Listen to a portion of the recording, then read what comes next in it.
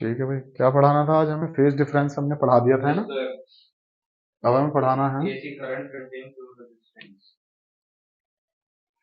ठीक है, पीडीएफ कर लेते हैं। नो,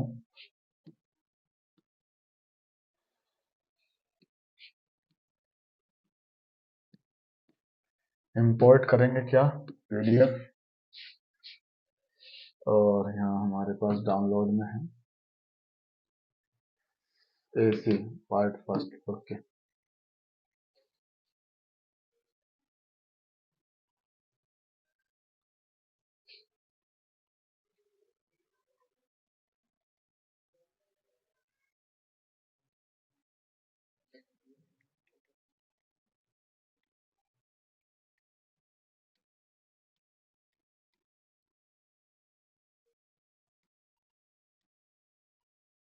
देखिएगा अब हम बिहेवियर पढ़ेंगे सर्किट्स का। ठीक है बच्चों, ध्यान से देखना।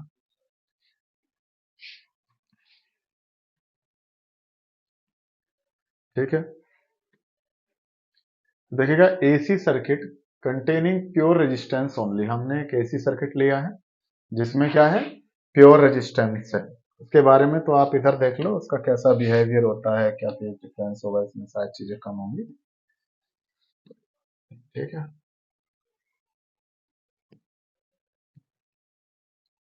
तो हमने एक, देखो सबको दिख रहा है, AC circuit containing pure resistance circuit, resistance circuit. ठीक है, रेजिस्टेंस ओनली, सिर्फ प्योर रेजिस्टेंस है उसके पास। तो एक सर्किट बना रहे हैं हम। हमने माना कि हमारे पास एक सर्किट है जिसमें सिर्फ रेजिस्टेंस आर है, और इसे हमने बेटा एक एसी सप्लाई से कनेक्ट कर दिया। अब हम इस पे वोल्टेज अप्लाई करते हैं, AC voltage V equals to V not sine omega. तो बेटा आपने क्या करा, जो वोल्टेज अप्लाई करी वो कितनी है, V equals to V not sine omega t. Clear है बच्चों, V equals to V not sine omega t. अब देखिएगा जब इसमें से इसे कनेक्ट करेंगे तो इधर से करंट आई निकलेगा, ये करंट इसके अंदर से फ्लो होगा, तो यहाँ पे एक वोल्टेज डेवलप होगी या वोल्टेज ड्रॉप होगा, I इंटू आर। क्लियर है, कितनी वोल्टेज आएगी across resistor, I into R. आपको पता है वोल्टेज ड्रॉप या voltage across the resistor equal to the product of current multiply by the resistance from Ohm's law. Clear है, अब मैं आपको केवीएल अप्लाई करता हूँ, किरचॉफ्स वोल्टेज लॉ। इस लूप के अंदर केवीएल लगाते हैं। ठीक है, तो केवीएल क्या कहते हैं, सबसे पहले यहां से चलना, यहां से चलिए या कहीं से भी चलिए, यहां से चलना शुरू करते हैं। ठीक है, तो सबसे पहले वोल्टेज पड़ी बी। ठीक है, चलते चलते जिस डायरेक्शन में आप जा रहे हैं उसी डायरेक्शन में करंट है, तो what will you take, negative I into R. पता है केवीएल से इक्वल्स टू जीरो। क्या कहते हैं कि जिस आप चलिए, वोल्टेज का लीविंग टर्मिनल का साइन होता है, तो जब आप यहां से निकले तो वोल्टेज पॉजिटिव पॉजिटिव, तो वोल्टेज आई पॉजिटिव, फिर इधर को चले प्लस, फिर जाते जाते इधर क्या नाम है, जिस डायरेक्शन में आप जा रहे हैं करंट भी उसी डायरेक्शन में जा रहा है, तो I R will be taken as negative. और अब वहां पहुंच गए बराबर जीरो, यही है किरचॉफ्स वोल्टेज लॉ। तो V इक्वल्स टू बच्चों आपके पास आई इंटू आर, या आप लिख लो I R equals to V. ठीक है प्यारे बच्चों, या जैसे भी आप लिखना चाहते हैं। बी किसके बराबर है, V not sine omega T minus I into R equals to zero. अब आप क्या करिएगा, V not sine omega t equals to I into R, so I equals to V not sine omega t upon R. अब बच्चों आपको पता है V note क्या है, पीक वोल्टेज। क्या है, पीक वोल्टेज। और उसे किससे डिवाइड कर रहे हो, रेजिस्टेंस से। तो आपको पता है अगर किसी भी वोल्टेज को रेजिस्टेंस से डिवाइड करते हो तो क्या मिलता है, करंट। पीक वोल्टेज को रेजिस्टेंस से डिवाइड कर रहे हो तो आपको कैसा करंट मिलेगा, peak current sine omega, because V not upon R equals to. आपने वोल्टेज क्या दी थी, V equals to V not sine omega t. Current कैसा मिला, equals to I equals to I not sine omega t. अब इन दोनों को छोटा करके मैं आपको कुछ समझाने की कोशिश करूंगा यहां पर। तो अब एनालाइज करते हैं, हमने करंट वोल्टेज कैसी अप्लाई करी थी, B equals to V not sine omega t. हमें करंट कैसा मिला बेटा, I equals to I not sine omega T. तो अगर मैं फेज डिफरेंस की बात करूं तो दोनों का फेज डिफरेंस कितना है बेटा, जीरो। यस और नो, दोनों के फेज देखेगा। तो रेजिस्टर के अंदर करंट और वोल्टेज क्या रहते हैं, सेम फेज में रहते हैं, उनका फेज डिफरेंस कितना होता है, 0। अब आप इसका फेसर डायग्राम बनाना चाहते हैं, क्या बनाना चाहते हैं, फेसर डायग्राम। तो इसका फेसर डायग्राम कैसा होगा बेटा, सबसे पहले वोल्टेज लीजिए, जिस डायरेक्शन में वोल्टेज होगा उसी डायरेक्शन में करंट होगा, इन फेस होगा, यस और no, this is I. Clear है कि नहीं बच्चों, समझ में आई बात आपको या नहीं है, नहीं आई भाई, ठीक है। अब आप इसका क्या बनाना चाहते हो बेटा, वेव डायग्राम बनाना चाहते हो। तो अगर वेव डायग्राम बनाना चाहते हो तो बड़ा आसान है, सबसे पहले आप क्या करिएगा, इधर सबसे पहले वोल्टेज ड्रे करेगा, बी ये बना दिया, that is V equals to V not sine omega t. अब जहां से करंट शुरू हुआ है, दोनों में जीरो फेज डिफरेंस है, तो जहां से वोल्टेज शुरू हुई है वहीं से करंट शुरू हुआ है, दोनों साथ साथ शुरू हुए हैं, तो ये ड्रे कर दी मैंने वोल्टेज।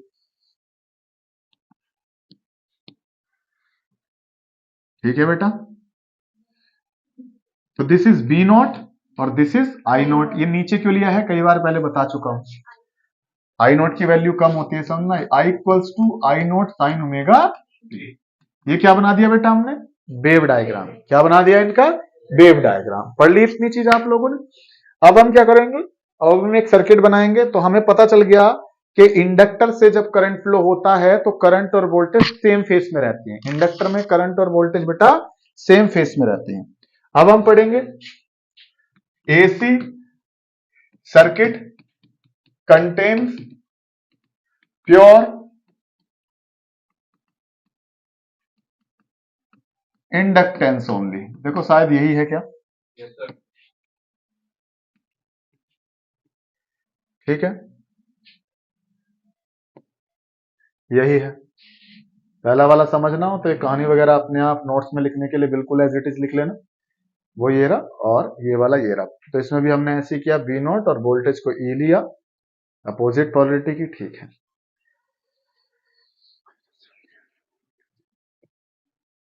चलिए बेटा करें। तो सबसे पहले हमने एक सर्किट बनाया, दैट इज इंडक्टिव सर्किट। ये इंडक्टेंस इंडक्टर है जिसका इंडक्टेंस एल है। क्या है इसका इंडक्टेंस, एल। अब इसको हमने एक एसी वोल्टेज से कनेक्ट एसी वोल्टेज से कनेक्ट किया। अब इसमें प्लस इसमें माइनस, इसमें से करंट आई। जब इसमें से करंट आई निकला, ये इसके अंदर फ्लो हुआ। अब क्या है, इंडक्टर्स आपको पता है, इंडक्टेंस एक प्रॉपर्टी है, जब इसमें से करंट फ्लो होगा तो क्या होगा, ये इसका अपोज करने की कोशिश करेगा, तो इसमें एक अपोजिट ईएमएफ डेवलप होगा। तो जो अपोजिट ईएमएफ होगा उसकी पोलरिटी बिल्कुल अलग होगी, यस और नो। तो दिस इज, क्लियर है कि नहीं बच्चों। तो यहां पे ईएमएफ डेवलप हुआ E, और ये करंट। अब मैं यहां से, तो सबसे पहले आपने जो वोल्टेज अप्लाई किया, V equals to V not sine omega t. अब देखिएगा अप्लाई केबीएल, क्या करिएगा आप, केबीएल अप्लाई करिएगा बेटा। क्या अप्लाई करिएगा, केबीएल। कईयों से शुरू हो जाइए, यहां से शुरू हो जाइए, मान लीजिएगा। तो सबसे पहले ये भी वोल्टेज है, तो लीविंग टर्मिनल प्लस ई, फिर पहुंचे यहां वोल्टेज कितनी है, V equals to V not sine omega T, तो that is plus V equals to 0। आप कहेंगे V equals to minus E. अब बेटा E क्या है, induced voltage across the inductor, और हम E बराबर पढ़ा है, E equals to minus L D I upon D T. पढ़ा है या नहीं पढ़ा है, फैराडेज लॉ ने पढ़ाया था, फैराडेज ने कहा पढ़ाया था, इंडक्टेंस सेल्फ इंडक्टेंस में पढ़ाया हमने, ठीक है। तो बेटा माइनस एल और minus L D I upon D T. तो बेटा बी इक्वल्स टू हो गया L D I upon D T. समझ में आया तुम सब लोगों को। अब देखो बेटा बी इक्वल्स टू अगर हम बात करें, तो बी इक्वल्स टू, अब इसको ऐसे कर लीजिएगा आप, डी आई एक तरफ ये हो जाएगा V d t upon L equals to d I. Clear है कि नहीं। तो आप इसको लिखिएगा d I equals to V d t और अपॉन एल। अब बी आपको पता है कितना है, V not sine omega T D t upon L. Clear है, डी आई। अब आपको ये तो इंस्टेंटेनियस, डी आई मतलब बहुत थोड़ा सा करंट है, आपको तो टोटल करंट निकालना है, तो what will you do, integration करेंगे। तो integrate on both side, integration करेंगे हम। तो इंटीग्रेशन कैसे करेंगे, integration d I equals to integration V not L sine omega T D t. Integration कर रहे हैं बोथ साइड। तो इंटीग्रेशन डिफरेंशिएशन, जब इसको डी को इंटीग्रेट करेंगे तो आपको आई मिलेगा। कुछ लोग बोलते हैं डिफरेंशिएशन से इंटीग्रेशन कैंसिल हो गया, वो अपनी अपनी लैंग्वेज होती है उनकी। क्लियर है? अब कांस्टेंट को बाहर लूंगा इंटीग्रेशन से, इंटीग्रेशन किसका बचा? Sine omega T D T प्यारे बच्चों। तो I equals to V not upon में क्या है? एल। क्या है बेटा? एल। तो साइन ओमेगा टी का इंटीग्रेशन बताओ क्या होगा? Minus cos omega T, minus cos omega T divided by omega बेटा। याद है कि नहीं?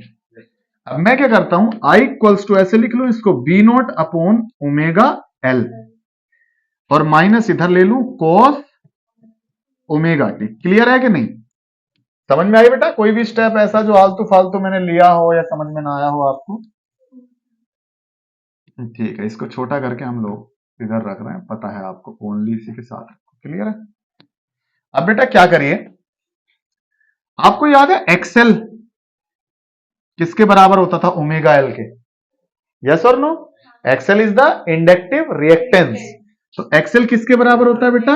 Omega L, that is inductive reactance opposition to the flow of current या चार्ज, कुछ भी कह सकते हैं। I equals to minus B not upon XL cos omega T. देखिएगा, ध्यान से देखिएगा, B not upon XL. B not क्या है? वोल्टेज, पीक वोल्टेज, कोई सी भी वोल्टेज है। एक्सएल क्या है? अपोजिशन। हमने तो ओम साहब ने बताया था कि अगर कभी भी वोल्टेज को अपोजिशन से डिवाइड करोगे तो क्या मिलेगा? Current.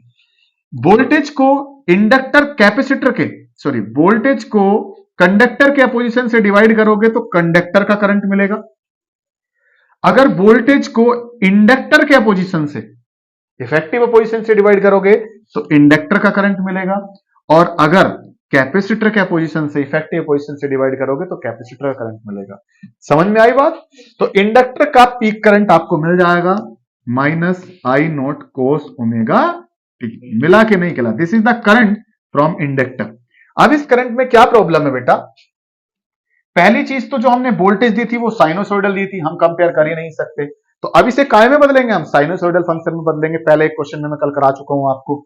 So I equals to I not, क्या लिखता हूं मैं इसको? ऐसे माइनस लिख, चलो वही, सॉरी सॉरी सॉरी सॉरी, यही लिख लेता हूं, कोई बात नहीं। माइनस, इसको लिख लू साइन 90 माइनस ओमेगा टी। याद है? क्योंकि sine theta, sine 90 minus theta equals to cos theta.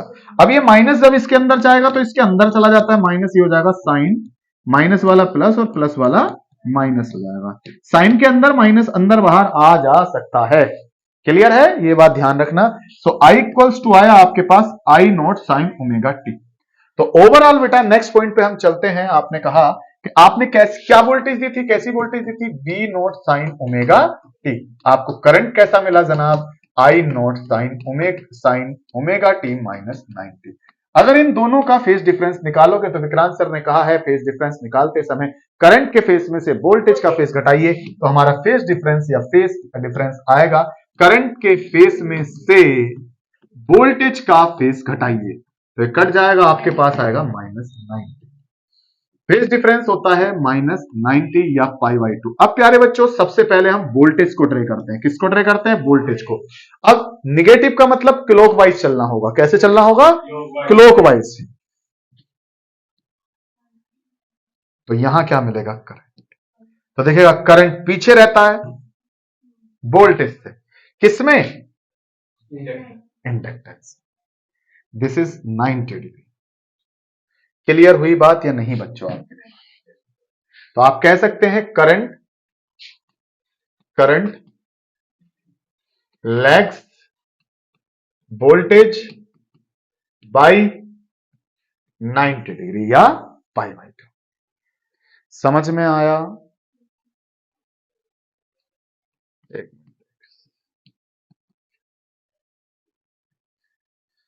अब अगर आप इसका क्या बनाना चाहते हैं? फेसर तो बना दिया जनाब, फेसर डायग्राम ही है। अब आप इसका वेव डायग्राम बनाना चाहते हैं। फेसर डायग्राम तो यही है, अब इसका वेव डायग्राम बनाना चाहते हैं। तो सबसे पहले ड्रे करिएगा इसमें voltage. Yes, this is V equals to V not sine omega t. अब आप कैसे भी इस चीज को बनाना सीख सकते हैं, मैं तो आपको रट के भी बता दूंगा।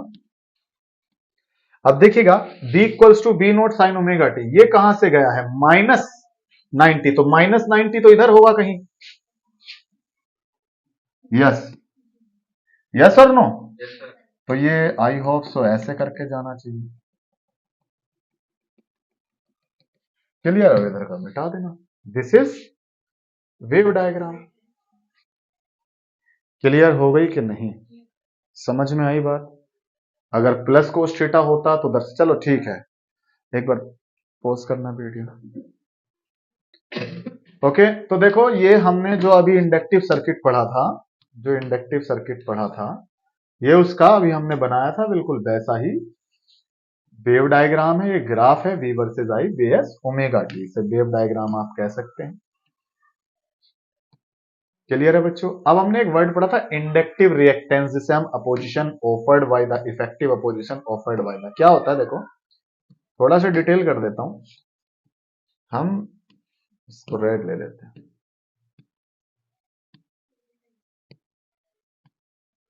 अरे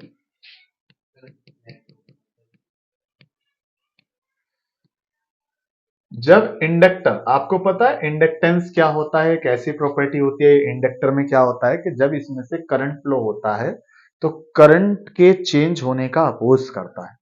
जब ये करंट के चेंज होने का अपोज कर रहा होता है तो ये कहीं ना कहीं करंट के फ्लो का भी अपोज कर देता है। तो आपने कहा इंडक्टर की एक प्रॉपर्टी होती है कि वो करंट के चेंज होने का अपोज करता है, उसका नाम आपने इंडक्टेंस दिया प्यारे बच्चों। बट जब ये करंट के बढ़ने या घटने को रोक रहा होगा तो ये कहीं ना कहीं करंट के फ्लो को भी इफेक्ट कर रहा होगा अपोजिट ईएमएफ बना के। तो क्या होता है कि जो करंट के फ्लो का अपोज है, हमने कहा कि करंट के फ्लो का अपोज कैपेसिटर में जो होता है उसका नाम हमने दिया रेजिस्टेंस। बट इंडक्टर में जो effective opposition to the flow, उसको नाम हमने दिया inductive reactance, that is denoted by XL प्यारे बच्चों। It is the effective opposition offered by the inductor to the flow of alternating current। XL equals to omega L, और omega होता है 2 पाई F के बराबर। देखिएगा अपोजिशन है करंट के फ्लो का, चाहे कंडक्टर में हो, चाहे इंडक्टर में हो या कैपेसिटर में हो, यूनिट उसकी एक ही रहेगी, ओम। जैसे फोर्स की यूनिट क्या रहती है, न्यूटन। चाहे वो ग्रेविटेशनल फोर्स हो, चाहे वो फ्रिक्शन फोर्स हो, चाहे वो सेंट्रिपिटल फोर्स हो या कोई सी भी फोर्स हो, तो इफेक्टिव अपोजिशन का यूनिट होता है ओम। चाहे वो कंडक्टर में हो रहा हो अपोजिशन, चाहे वो इंडक्टर में हो रहा हो, चाहे वो कैपेसिटर में हो रहा हो। एसी सर्किट के अंदर XL is directly proportional to F. AC circuit में जैसे जैसे फ्रीक्वेंसी बढ़ेगी अपोजिशन उतना ज्यादा होगा। तो यहां पर एक ग्राफ दिखा गया है एक्सएल वर्सेस एफ। तो जितनी हाई फ्रीक्वेंसी का सर्किट होगा अपोजिशन उतना ज्यादा होगा। तो साथ के साथ प्यारे बच्चों हम यहां पर एक सवाल कर लेते हैं कि डीसी का एक्सएल कितना होता है। डीसी का एक्सएल 0 होता है क्योंकि इसकी फ्रीक्वेंसी 0 होती है। मतलब अगर इंडक्टिव सर्किट से डीसी को फ्लो कराया जाए तो उस पर कोई भी अपोजिशन नहीं लगेगा। Current as a short circuit flow करेगा बहुत ज्यादा, मतलब बहुत सर्किट, मतलब बिल्कुल प्रॉपर करंट फ्लो उसमें करेगा। Inductor will behave as a short circuit for DC. Clear है? तो अब हमने जितनी जानकारी ले ली थी वो हमने अचीव कर ली। अब हमारे पास, हमने इंडक्टिव सर्किट पढ़ लिया, हमने रेजिस्टिव सर्किट पढ़ लिया एसी का। अब हम पढ़ेंगे कैपेसिटिव सर्किट। हमारे पास एक ऐसा सर्किट होगा जिसके अंदर क्या होगा, प्योर रेजिस्टेंस होगा। सिर्फ क्या होगा प्यारे बच्चों, प्योर कैपेसिटेंस, सॉरी क्या होगा, प्योर कैपेसिटेंस। तो देखो बच्चों मैं इसे करता हूं आप लोगों के सामने, बड़े ध्यान से रखना।